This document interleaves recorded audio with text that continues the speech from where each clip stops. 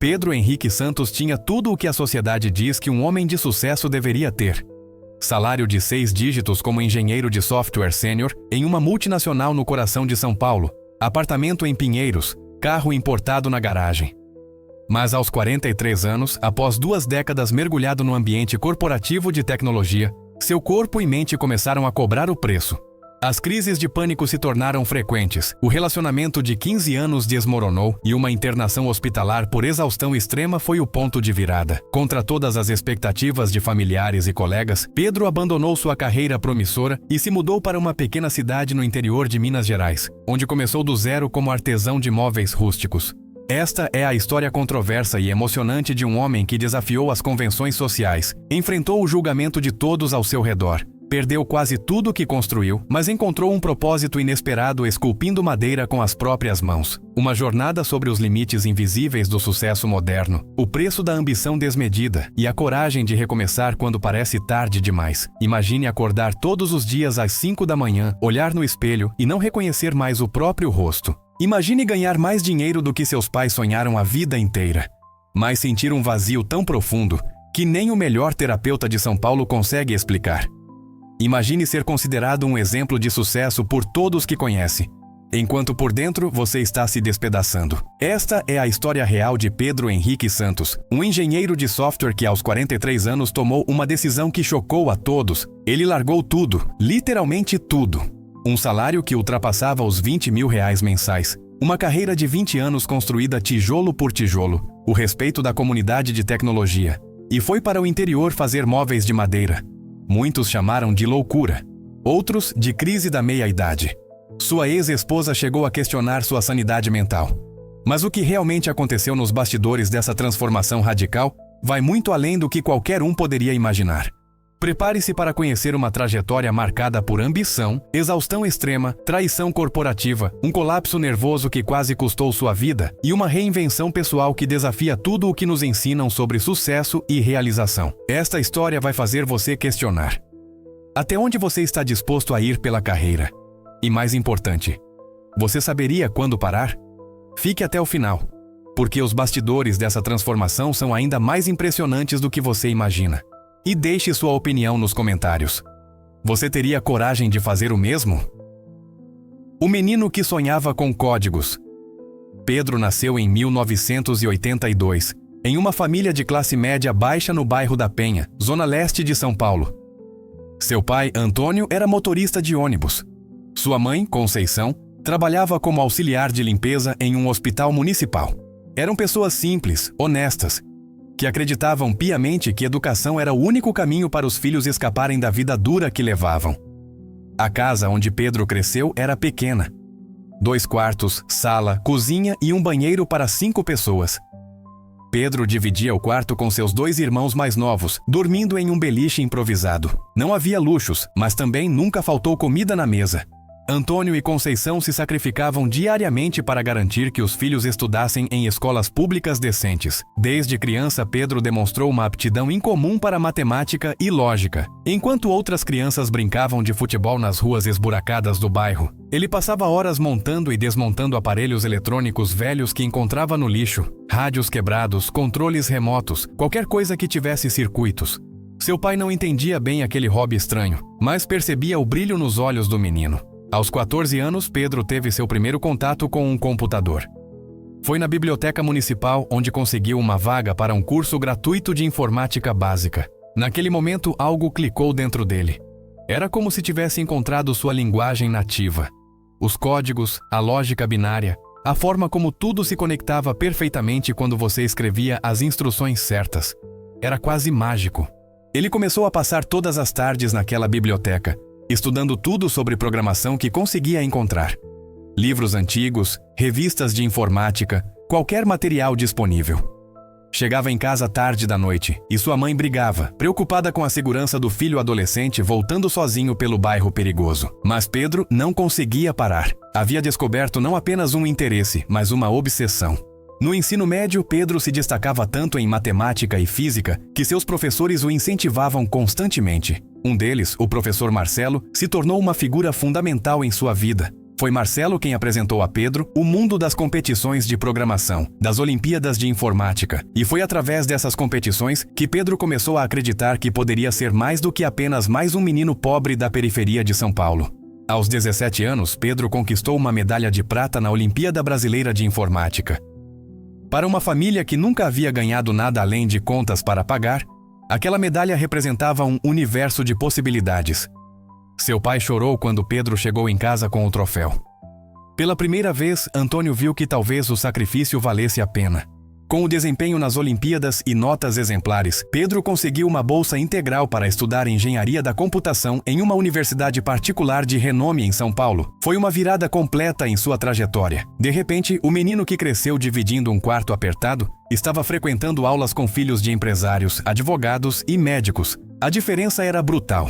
Enquanto seus colegas chegavam de carro próprio, usando roupas de marca, discutindo sobre viagens internacionais, Pedro pegava 2 conduções para chegar à faculdade. Levava marmita preparada por sua mãe, enquanto outros almoçavam em restaurantes caros. Usava o mesmo par de tênis durante anos, enquanto seus colegas trocavam de calçado a cada estação. Mas Pedro tinha algo que dinheiro não comprava: fome.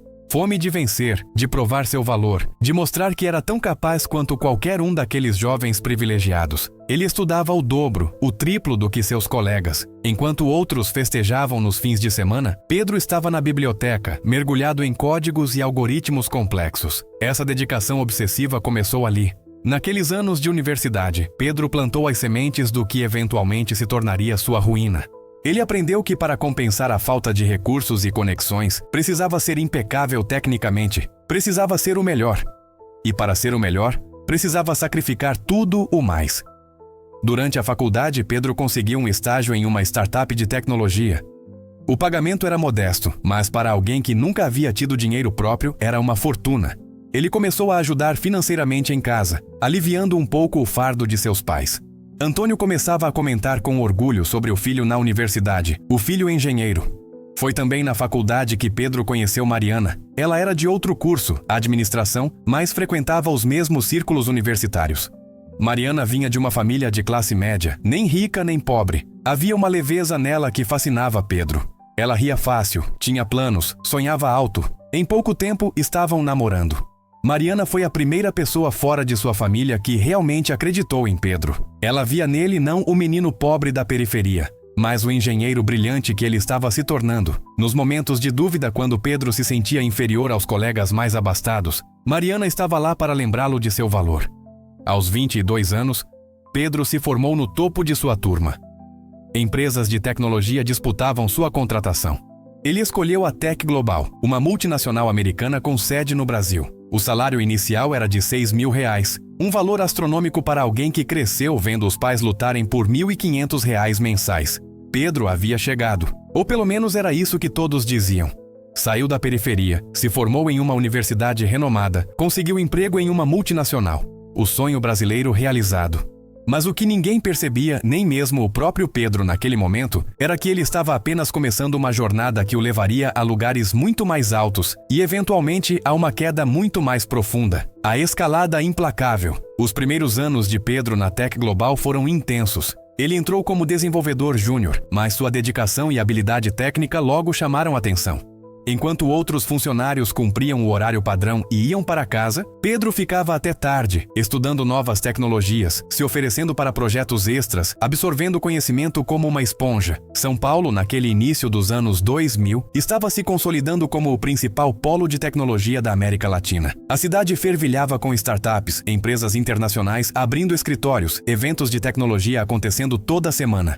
Para alguém ambicioso como Pedro, era o lugar perfeito para estar. A Tec Global ficava na Avenida Faria Lima, coração financeiro de São Paulo. Todos os dias, Pedro fazia o trajeto de 2 horas de sua casa na Zona Leste até aquele templo corporativo de vidro e aço. Acordava às 5 da manhã, pegava metrô lotado, chegava ao escritório às 8 em ponto, saía às 9, 10 da noite. Chegava em casa exausto, jantava alguma coisa e muitas vezes ainda abria o notebook para resolver mais alguns problemas. Mariana, que agora trabalhava no setor administrativo de uma empresa de eventos, começava a demonstrar preocupação. As conversas entre o casal se tornavam cada vez mais curtas. Pedro estava sempre cansado, sempre com a mente em códigos e prazos. Fins de semana que deveriam ser de descanso eram frequentemente interrompidos por ligações urgentes do trabalho. Mas os resultados eram inegáveis. Em apenas 2 anos, Pedro foi promovido a desenvolvedor pleno. Seu salário praticamente dobrou. Ele e Mariana conseguiram alugar um apartamento pequeno, mais próprio, em Santo André. Não era nada luxuoso, mas era deles. Pedro finalmente havia saído da casa dos pais. Sentia que estava construindo algo. O trabalho na Tec Global era desafiador. A empresa desenvolvia sistemas complexos para clientes corporativos de grande porte. Bancos, seguradoras, empresas de telecomunicações. Os prazos eram agressivos, a pressão por resultados era constante e erros podiam custar milhões. Mas Pedro adorava aquilo. A adrenalina de resolver problemas críticos, de entregar projetos impossíveis, de ser reconhecido como alguém confiável. Seu gestor na época, Ricardo, um homem de 40 e poucos anos, sempre de terno impecável e BlackBerry na mão, adorava Pedro. Ele via no jovem engenheiro uma versão melhorada de si mesmo. Alguém tecnicamente brilhante, disposto a sacrificar tudo pela empresa, sem reclamar de horas extras ou finais de semana trabalhados. Foi Ricardo quem começou a plantar em Pedro a ideia de que sacrifício pessoal era sinônimo de sucesso profissional. Ele contava histórias de como havia subido na carreira justamente por estar sempre disponível, sempre entregando mais do que era pedido. Casamento, filhos, hobbies, isso tudo vinha depois. Primeiro, você construía sua carreira. Primeiro, você se tornava indispensável. Pedro absorveu essa filosofia completamente. Ele começou a declinar convites de amigos, a cancelar planos com Mariana, a ignorar os pedidos de sua mãe para visitá-los mais frequentemente. Tudo em nome da carreira. Tudo porque ele estava construindo algo maior. Ou pelo menos era isso que dizia a si mesmo toda noite, quando chegava em casa no escuro e encontrava Mariana já dormindo. Aos 27 anos, veio a grande oportunidade. A Tec Global estava montando um time para desenvolver um sistema crítico para um dos maiores bancos do país. O projeto valia dezenas de milhões e seria gerenciado pela matriz americana. Ricardo indicou Pedro para ser o líder técnico da equipe brasileira. Era uma responsabilidade imensa para alguém tão jovem, mas Ricardo confiava nele. Pedro aceitou sem hesitar. Nem consultou Mariana sobre o que isso significaria para suas vidas. Ele sabia que aquele projeto exigiria ainda mais dedicação, mais horas, mais sacrifícios, mas também sabia que era sua chance de provar que podia liderar, que podia entregar resultados em projetos de altíssima complexidade. Os 12 meses seguintes foram infernais. Pedro gerenciava uma equipe de 15 desenvolvedores, lidava com executivos do banco que não entendiam nada de tecnologia, mas tinham opiniões sobre tudo, respondia a gestores americanos que trabalhavam em fuso horário completamente diferente. Havia reuniões às 7 da manhã e às 11 da noite. Fins de semana deixaram de existir. Feriados eram apenas dias com menos gente no escritório, mais silêncio para trabalhar. Mariana tentava ser compreensiva. Ela sabia de onde Pedro vinha, entendia sua necessidade de vencer. Mas a solidão estava se tornando insuportável. Jantares sozinha, cama vazia, planos cancelados. Ela começou a questionar se aquilo era realmente um relacionamento ou apenas 2 estranhos dividindo um apartamento.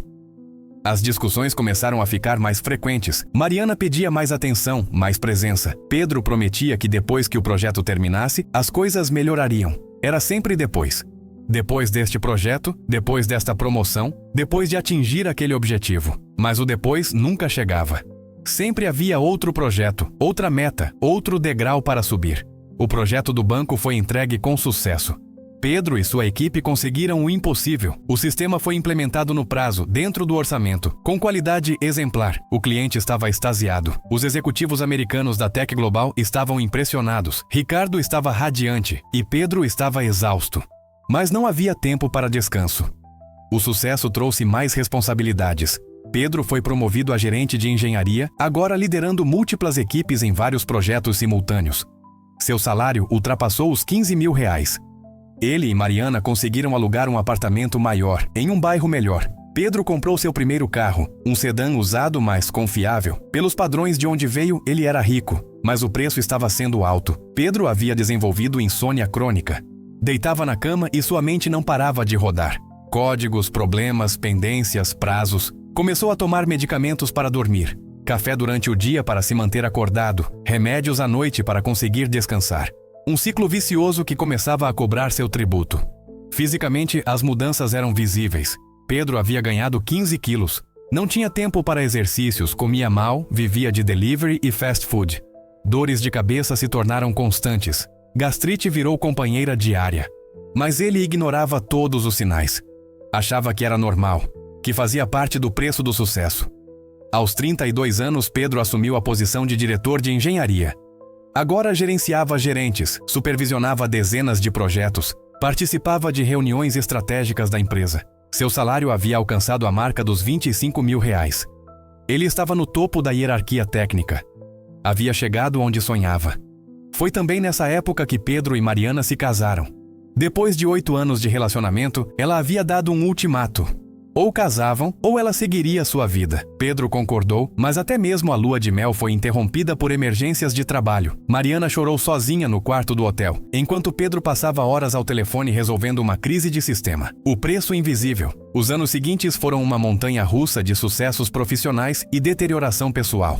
Pedro estava no auge de sua carreira, mas sua vida estava desmoronando em câmera lenta e ele se recusava a enxergar. A Tech Global estava crescendo agressivamente no Brasil. Novos clientes, novos projetos, novos desafios. Pedro era considerado uma peça fundamental desse crescimento. Seu nome era mencionado em reuniões da diretoria global. Ele viajava frequentemente para a matriz nos Estados Unidos, participava de conferências internacionais, era visto como um líder promissor. Mas em casa, o casamento estava em ruínas. Mariana havia desistido de tentar. As discussões haviam dado lugar a um silêncio pesado. Eles viviam como colegas de apartamento, não como casal. Dormiam no mesmo quarto, mas era como se houvesse um muro entre eles. Pedro chegava tarde, Mariana já estava deitada. Pedro saía cedo, Mariana ainda dormia. As tentativas de Mariana de resgatar o relacionamento eram cada vez mais raras. Ela havia sugerido terapia de casal. Pedro disse que não tinha tempo. Ela propôs uma viagem, só os dois, sem trabalho. Pedro prometeu que organizariam algo, mas nunca o fez. Ela perguntou se ele ainda a amava. Pedro respondeu que sim, distraidamente, enquanto checava e-mails no celular. A verdade é que Pedro havia se tornado um workaholic completo. O trabalho não era mais apenas uma fonte de renda ou realização. Era sua identidade, seu propósito, seu refúgio. Quando estava trabalhando, sentia-se importante, capaz, valorizado. Quando não estava, sentia um vazio incômodo, uma ansiedade que só desaparecia quando mergulhava novamente em planilhas e códigos. Aos 35 anos, Pedro foi promovido a VP de engenharia para toda a operação latino-americana. Era um cargo executivo de altíssimo escalão. Seu salário alcançou os R$40 mil mensais, mais bônus anuais que podiam ultrapassar 100 mil. Ele comprou um apartamento de 3 quartos em Pinheiros, um dos bairros mais valorizados de São Paulo. Trocou o sedã usado por um SUV importado. Pelos padrões externos, era um vencedor absoluto, mas os sinais de colapso estavam por toda parte. Pedro havia desenvolvido taquicardia. Seu coração disparava sem motivo aparente. As dores no peito eram frequentes. Ele procurou um cardiologista que, após todos os exames, diagnosticou estresse agudo. O médico foi direto. Pedro precisava diminuir o ritmo, ou as consequências seriam graves. Pedro ouviu, agradeceu e ignorou completamente. Ele não podia parar. Tinha responsabilidades, equipes dependendo dele, projetos críticos em andamento. Ele era indispensável. Ou pelo menos achava que era. Foi nessa época que começaram as crises de pânico. A primeira aconteceu durante uma reunião com executivos de um grande cliente. De repente, Pedro sentiu que não conseguia respirar. O peito apertou. As mãos começaram a tremer. Suor frio escorreu pela testa. Ele teve que sair da sala às pressas, desculpando-se de forma evasiva. Trancou-se no banheiro, tentando recuperar o controle. A sensação era aterrorizante. Pedro achava que estava tendo um infarto. Ligou para a emergência médica, foi levado ao hospital. Depois de várias horas de exames, o diagnóstico: crise de ansiedade. O médico recomendou acompanhamento psiquiátrico. Pedro recusou. Aceitou apenas a prescrição de um ansiolítico para momentos de crise. As crises se tornaram mais frequentes, uma por mês. Depois, uma por semana.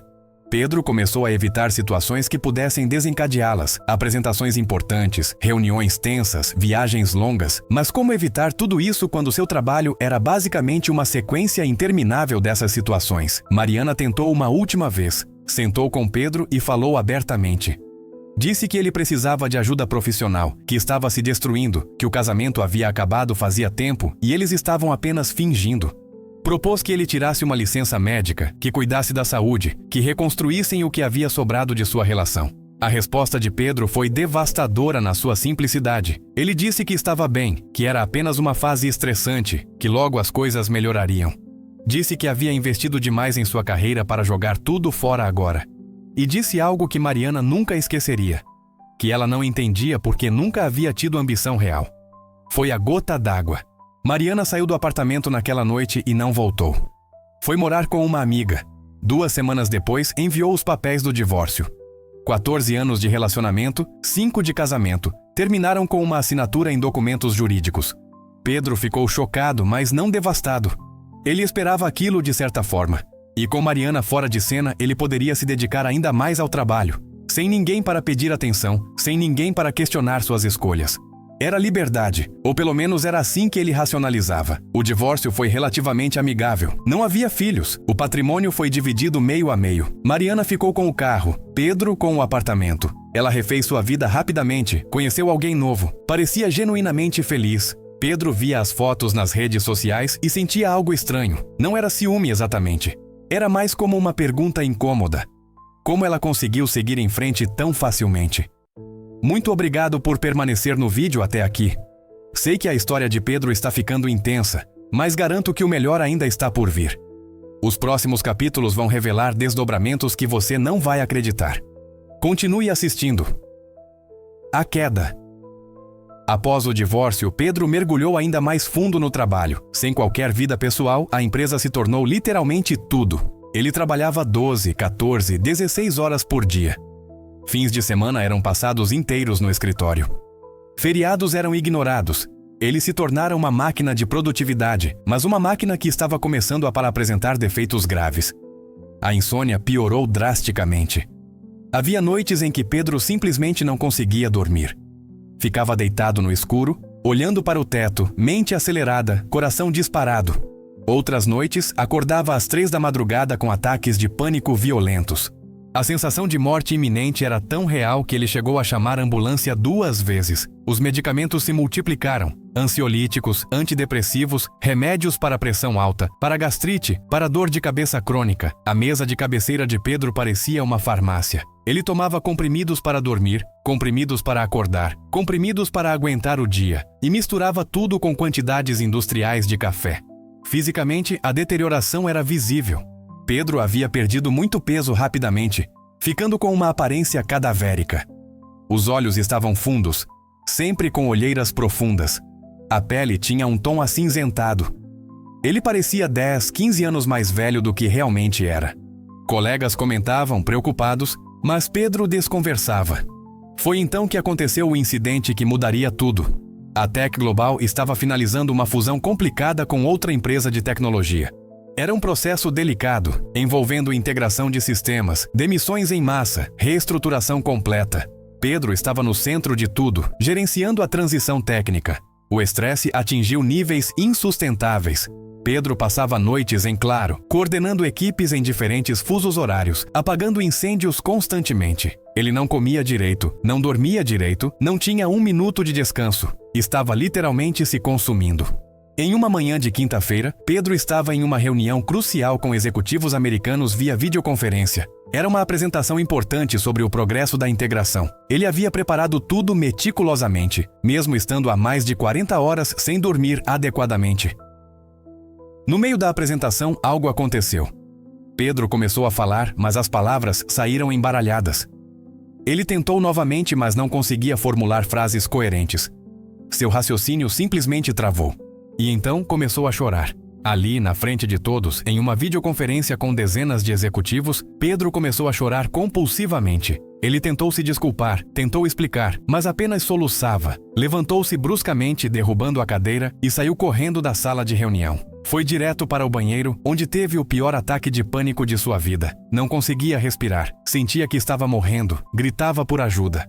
Colegas encontraram Pedro no chão do banheiro, hiperventilando, pálido, em estado de choque completo. A ambulância foi chamada. Ele foi levado às pressas para o pronto-socorro. No hospital, após estabilização, o diagnóstico foi claro e assustador. Burnout severo com episódio agudo de exaustão física e mental. O médico foi categórico. Pedro precisava de afastamento imediato, tratamento psiquiátrico intensivo, e caso não fizesse isso, corria risco real de colapso total, inclusive com possibilidade de consequências irreversíveis. Não era mais uma sugestão, era uma ordem médica urgente. Pedro ficou internado por 3 dias. Sozinho no quarto de hospital, conectado a Soros, sedado para forçar seu corpo a descansar, ele finalmente teve tempo para pensar, ou melhor, para sentir. Porque pensar, seu cérebro exausto já não conseguia fazer adequadamente.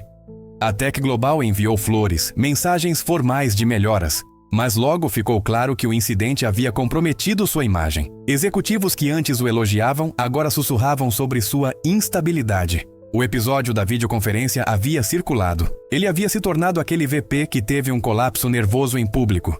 Quando Pedro recebeu alta hospitalar, veio acompanhada de um atestado médico. Afastamento obrigatório de 3 meses. Ele voltou para seu apartamento vazio em Pinheiros, com uma sacola cheia de medicamentos e orientações psiquiátricas. E pela primeira vez em 20 anos, Pedro não tinha nada para fazer. Nenhum projeto, nenhuma reunião, nenhuma emergência. Apenas silêncio. Os primeiros dias foram torturantes. Pedro não sabia o que fazer consigo mesmo.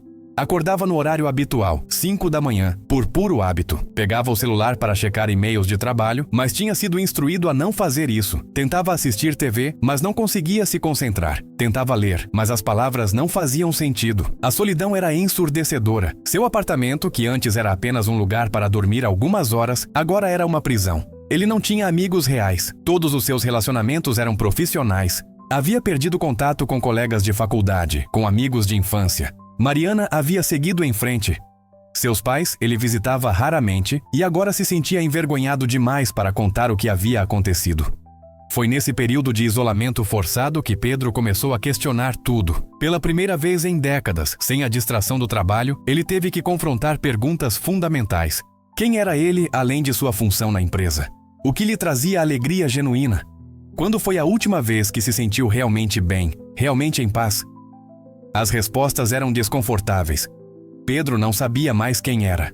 Sua identidade estava completamente entrelaçada com seu cargo, seu salário, suas conquistas profissionais. Sem isso, ele era apenas um homem de 40 anos, sozinho, doente, assustado. E percebendo, tarde demais, que havia trocado absolutamente tudo por uma carreira que agora olhava para ele com desconfiança. A epifania improvável. Durante as semanas de afastamento, Pedro começou terapia intensiva. 2 vezes por semana sentava no consultório da doutora Helena, uma psicóloga experiente especializada em burnout e ansiedade. Inicialmente, Pedro era resistente.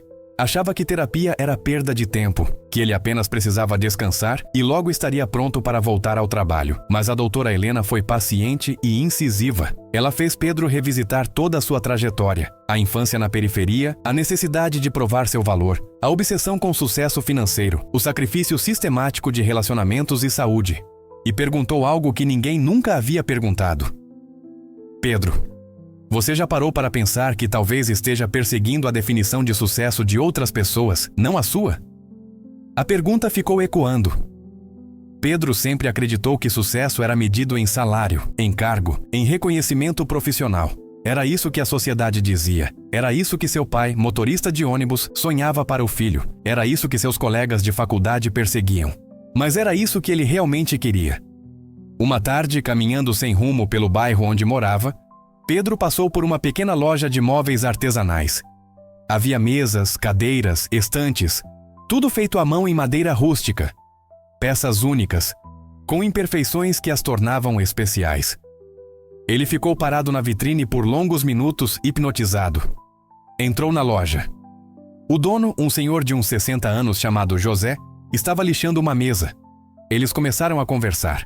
José contou que havia sido executivo bancário até os 50 anos. Um dia teve um infarto. Sobreviveu, mas decidiu que não queria passar o resto de sua vida em reuniões e planilhas. Sempre gostou de trabalhar com madeira, um hobby de fim de semana.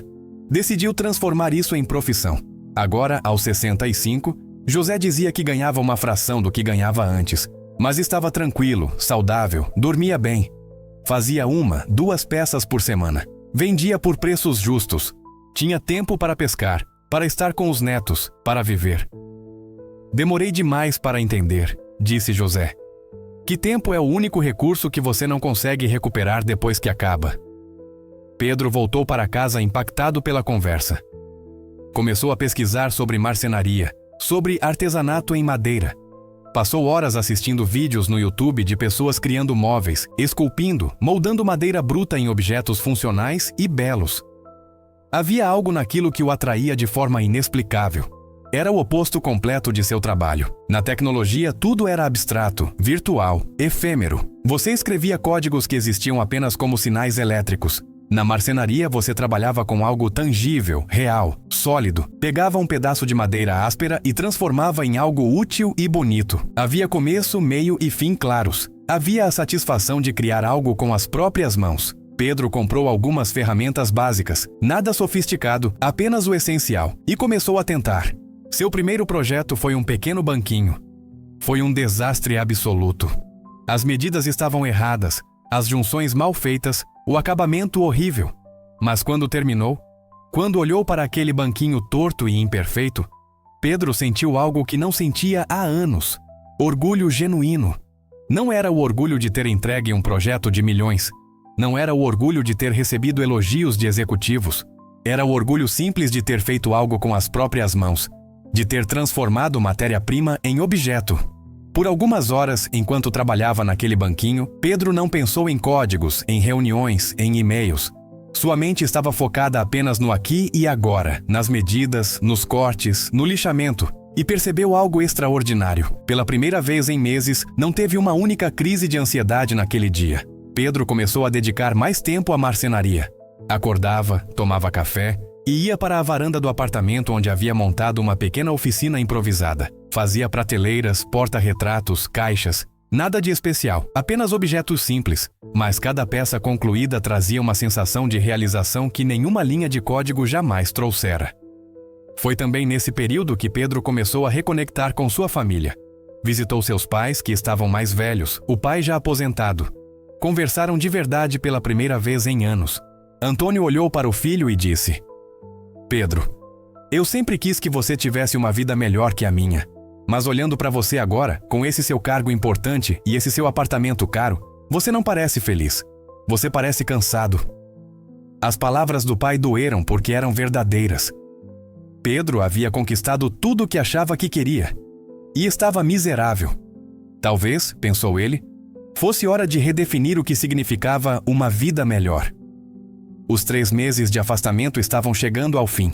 A Tech Global entrou em contato. Queriam que Pedro voltasse, mas não para sua posição anterior. Alegaram reestruturação, mudanças estratégicas, ofereceram uma posição de gerência não mais executiva, uma redução significativa de responsabilidades e, consequentemente, de salário. Pedro entendeu o que estava acontecendo. Ele havia se tornado um problema. O executivo brilhante agora era visto como instável, não confiável para posições de alta pressão. Estavam sendo gentis ao não demiti-lo diretamente, mas a mensagem era clara.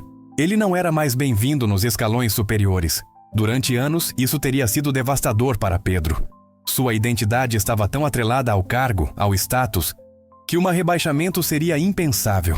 Mas algo havia mudado. Ele olhou para o e-mail com a proposta. Depois olhou para sua pequena oficina na varanda, cheia de peças de madeira e ferramentas. E pela primeira vez, considerou uma opção que antes seria absurda. E se ele simplesmente não voltasse? O recomeço. A decisão não foi instantânea. Pedro passou semanas em conflito interno. De um lado, havia o apelo da segurança, do salário, mesmo reduzido ainda generoso, da previsibilidade. Do outro, havia uma voz cada vez mais forte dizendo que se voltasse, seria para repetir o mesmo ciclo destrutivo. Ele fez planilhas, calculou custos, analisou possibilidades. Tinha algumas economias, fruto de anos de salários altos. O apartamento em Pinheiros valia uma fortuna. Se vendesse, teria capital para recomeçar. Mas recomeçar o que exatamente? Virar marceneiro aos 43 anos, sem experiência real, sem clientes, sem conexões nessa área? Era loucura. Todo mundo diria que era loucura. E provavelmente tinham razão. Mas uma tarde, trabalhando em uma pequena estante que estava fazendo, Pedro teve uma clareza súbita. Ele havia passado as últimas 2 décadas subindo uma escada profissional, degrau por degrau, sacrificando tudo no caminho, e quando finalmente chegou perto do topo, percebeu que a escada estava apoiada na parede errada. Pedro tomou sua decisão. Pediu demissão da Tech Global. A notícia se espalhou rapidamente pelo escritório. Colegas acharam que era temporário, que ele estava ainda se recuperando e logo mudaria de ideia. Ricardo, seu antigo mentor, tentou dissuadi-lo, chamou-o de ingrato, de louco.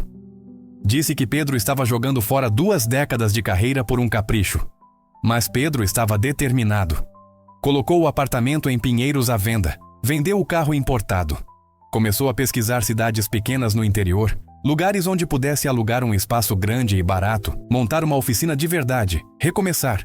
Foi assim que descobriu Gonçalves, uma pequena cidade na Serra da Mantiqueira, sul de Minas Gerais. 1.500 habitantes, cercada por montanhas, clima frio, ritmo de vida tranquilo, perfeita para quem queria fugir do caos de São Paulo. E importante, tinha tradição em artesanato e móveis rústicos, com mercado local e turismo constante. Pedro visitou Gonçalves uma vez e se apaixonou. A cidade era o oposto completo de São Paulo. Ruas tranquilas, ar puro, silêncio. As pessoas conversavam nas ruas, conheciam os vizinhos. O tempo parecia passar mais devagar. Havia algo profundamente acolhedor naquele lugar. Encontrou um pequeno sítio para alugar nas proximidades da cidade.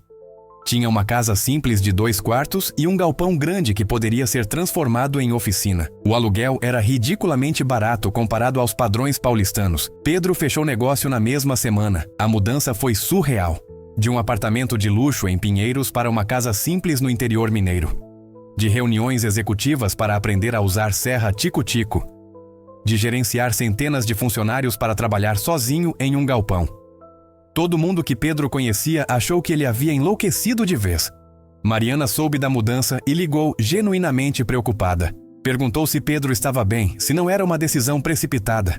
Ele agradeceu a preocupação e disse que, pela primeira vez em muito tempo, estava fazendo algo que realmente queria fazer, não algo que achava que deveria fazer. Os primeiros meses em Gonçalves foram desafiadores. Pedro não sabia nada sobre gerenciar um negócio de artesanato. Não tinha clientes, não tinha reputação. Teve que aprender não apenas a fazer móveis bem feitos, mas a precificar, a vender, a lidar com fornecedores de madeira, a administrar financeiramente um negócio pequeno.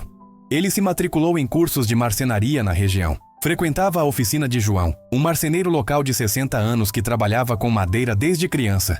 João aceitou ensinar Pedro, curioso com aquele paulista maluco que largou o emprego de rico para virar marceneiro. O aprendizado foi humilhante em muitos momentos. Pedro, que era especialista em algoritmos complexos, agora lutava para fazer uma junta de encaixe básica. Suas mãos, acostumadas apenas a teclados, sangravam de calos novos. Suas costas doíam de carregar tábuas pesadas. Mas havia algo libertador em tudo aquilo. Lentamente, Pedro foi criando uma rotina completamente diferente. Acordava cedo, mas sem alarme quando o corpo pedia. Tomava café sem pressa. Caminhava até o galpão. Trabalhava algumas horas. Parava para almoçar de verdade. Não comida de delivery engolida em frente ao computador. Trabalhava mais algumas horas. E quando o sol começava a se pôr, parava. Simplesmente parava. Havia tempo para coisas que Pedro havia esquecido que existiam. Ler um livro inteiro, caminhar pelas trilhas da região, sentar na varanda e não fazer absolutamente nada além de ouvir os pássaros, conhecer os vizinhos, tomar uma cerveja no bar da esquina conversando com o pessoal local. Viver. As primeiras vendas chegaram através de indicações de João. Uma mesa rústica para um restaurante local. Uma estante para a casa de um turista que visitava a região regularmente. Um banco para a praça da cidade, encomendado pela prefeitura. Nada de grande escala, nada de contratos milionários, mas cada peça vendida trazia uma satisfação que Pedro não sabia explicar. Financeiramente, era apertado. Pedro ganhava em um mês o que antes ganhava em uma semana. Teve que se adaptar a um padrão de vida muito mais modesto, mas descobriu que não precisava de tanto. O carro simples funcionava perfeitamente. A casa pequena era suficiente. As refeições caseiras eram mais saborosas que os jantares caros de São Paulo. E o mais importante, Pedro estava dormindo. Sem medicamentos, sem insônia, sem acordar em pânico no meio da madrugada. Seu corpo estava se recuperando. A pressão tinha normalizado. As dores de cabeça haviam desaparecido. Ele havia perdido o peso não saudável que ganhou durante os anos de estresse. Mas agora tinha uma aparência robusta, de quem trabalha com o corpo, não mais a aparência cadavérica dos tempos de burnout. 1 ano após a mudança, Pedro recebeu uma visita inesperada. Era Mariana. Ela estava visitando a região com um novo namorado e decidiu procurar Pedro, curiosa para ver como ele estava. Quando o encontrou no galpão, sujo de serragem, usando avental de couro, montando uma cadeira, Mariana não acreditou no que via. "Você está diferente", foi tudo que ela disse inicialmente. E estava. Havia uma leveza em Pedro que não existia há anos. Ele sorria com facilidade. Seus olhos não tinham mais aquela tensão constante. Ele parecia, pela primeira vez desde que Mariana o conhecera, genuinamente em paz. Eles conversaram por horas. Pedro mostrou suas peças, falou sobre o processo de aprendizado, sobre os desafios e as alegrias dessa nova vida. Mariana contou sobre sua vida em São Paulo, sobre o novo relacionamento, sobre sua carreira. E no fim, ela disse algo que Pedro nunca esqueceria. "Eu queria que você tivesse encontrado esse caminho quando ainda estávamos juntos, mas talvez você precisasse estar sozinho para se encontrar." Tinha razão. A jornada de Pedro não foi apenas sobre mudar de profissão ou de cidade. Foi sobre redescobrir quem ele era quando retirava todas as camadas de expectativas externas, de definições sociais de sucesso, de necessidade de provar valor. Era sobre aprender que não há nada de errado em querer menos, desde que esse menos seja genuinamente seu. A história de Pedro não tem um final de conto de fadas. Ele não ficou milionário com sua marcenaria. Não voltou para São Paulo triunfante. Não reconquistou Mariana. A vida não funciona assim. Mas hoje, aos 45 anos, Pedro vive em Gonçalves, trabalha com suas mãos, cria móveis que pessoas reais usam em suas casas reais. Ele acorda sem ansiedade, trabalha sem pânico e dorme sem medicamentos. Tem amigos de verdade, tempo para hobbies e uma relação saudável com seus pais que visitam regularmente. Ele não é mais o VP de engenharia ganhando 40 mil por mês. É o Pedro, o marceneiro que faz aquelas mesas lindas de madeira de demolição. E está em paz com isso. A grande questão que a história de Pedro nos deixa é: o que realmente significa sucesso? É ter o cargo mais alto, o salário mais gordo, o carro mais caro? Ou é acordar todos os dias e sentir que sua vida tem propósito, que você está no lugar certo, fazendo o que te faz bem? Pedro levou 20 anos e um colapso nervoso para descobrir sua resposta. Esperamos que você não precise ir tão longe para encontrar a sua. E você, o que pensa sobre essa história? Já se sentiu preso em uma vida que parecia certa no papel, mas errada no coração? Você teria coragem de largar tudo e recomeçar? Deixe sua opinião nos comentários. Queremos saber o que você acha. Se essa história te tocou de alguma forma, não esqueça de se inscrever no canal e ativar o sininho para receber mais histórias reais e impactantes como essa. E já deixo a recomendação para o próximo vídeo, onde contaremos a história de Cláudia, a executiva de marketing que descobriu um segredo perturbador sobre sua empresa e teve que fazer a escolha mais difícil de sua vida. Você não vai querer perder. Obrigado por assistir até o final. Até mais!